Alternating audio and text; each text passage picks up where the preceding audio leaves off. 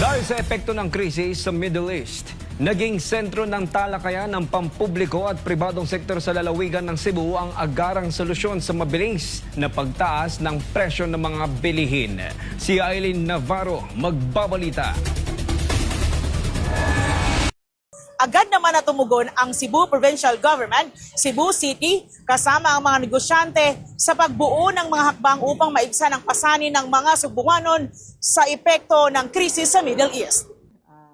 Nagtipon-tipon ang mga lider mula sa pampubliko at pribadong sektor sa Social Hall ng Cebu Provincial Capital nitong Martes, Marso 31 para sa koordinasyon at diskusyon sa pagbuo ng mga konkretong hakbang laban sa epekto ng nagpapatuloy na krisis sa Middle East na nakaapekto sa lokal na logistics at supply chain.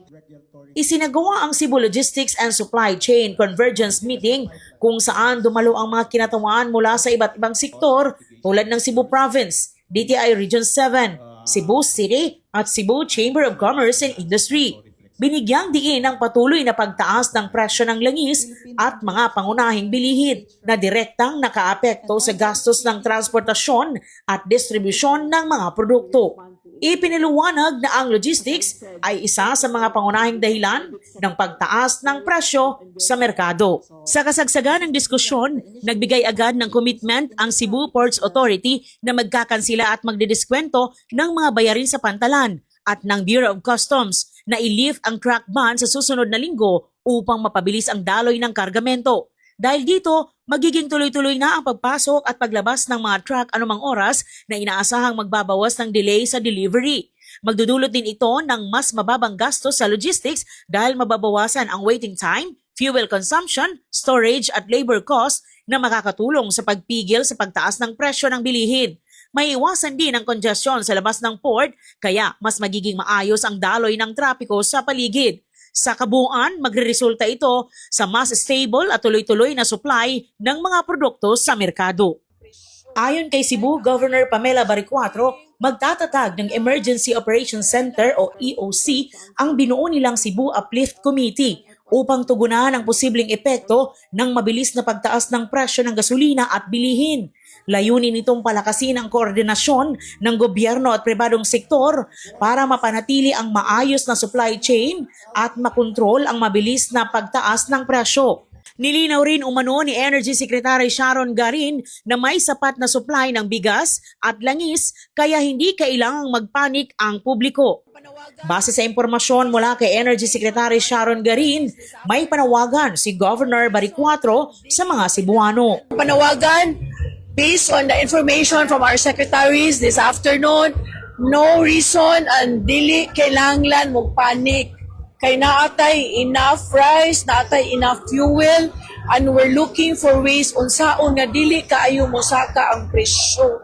Like ang kanang mga sa shipping, sa marina, o sa airlines, ato nang tan-aw na kung nagtabang ato mga private sector unsaon nato nga dili gud kaayo mo taas ang presyo. Di man na nato mapugngan ang presyo no, pero at least ma-mitigate ba na dili kayo mag-antos ang katawhan. So atong siyang ma-stop kung asa siya pwede mapugngan. Nabuhayan naman ng loob ang mga nasa logistics industry sa Cebu dahil sa mabilis na aksyon ng Cebu Provincial Government sa pangunguna ni Governor Pamela Baricuatro. Katong mga suggestions, ma'am, di ba? They are very helpful. Yes. And one thing that I really appreciate about those suggestions are action dayon, Yes. no? With the support of the provincial government. Grabe ang assistance na ginahatag sa ato ang local government and also from the national, no? Especially from the DOTR and other national agencies. So it really helps. Kaya ang logistics manggod, direct yun affected, no? Yeah. Or under the umbrella of the Department of Transportation and Railroad. Yeah. So I think we were given hope and we're given chance to more or less sustain our business. Because this cost will be passed on to us, the stakeholders. So we're also looking at how the government will help the private sectors ba to do business kay challenging gid kaayon, especially in the global kanang competition gani.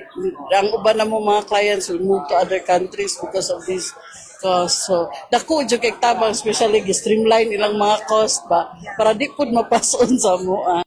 Sa huli, may panawagan si Governor Pambalucuado sa publiko at mga negosyante. Taon ka na mga fake news, sakto na. No, kay we are affecting the lives of so many people. So don't be irresponsible in posting and reposting about the crisis now. You know, let's be kind and uplift each other, mga Cebuanos. Dili ta magunay og hatag mga fake news ug sa ato mga negosyante nang hangyo ta nga unta kung dili lang ta mo take advantage sa situation karon, makatabang kay nagdako sa katauhan diri sa probinsya sa Subo. Dahil sa mga inisyatiba ng Cebu Province, kinilala ng Department of Interior and Local Government ang lalawigan ng Cebu bilang unang LGU na nagsagawa ng ganitong koordinasyon na pagpupulong sa pagitan ng pampubliko at pribadong sektor at unang nakipag-ugnayan upang makabuo ng Price Monitoring Control Council. Ang probinsya rin ng Cebu ang unang LGU na nagpatupad ng 4-day work week para sa mga empleyado bilang bahagi ng hakbang ng pamahalaan sa pagtitipid ng kuryente. Mula dito sa Cebu, para sa Diyos at sa Pilipinas nating mahal, Aileen Navarro, SMNI News.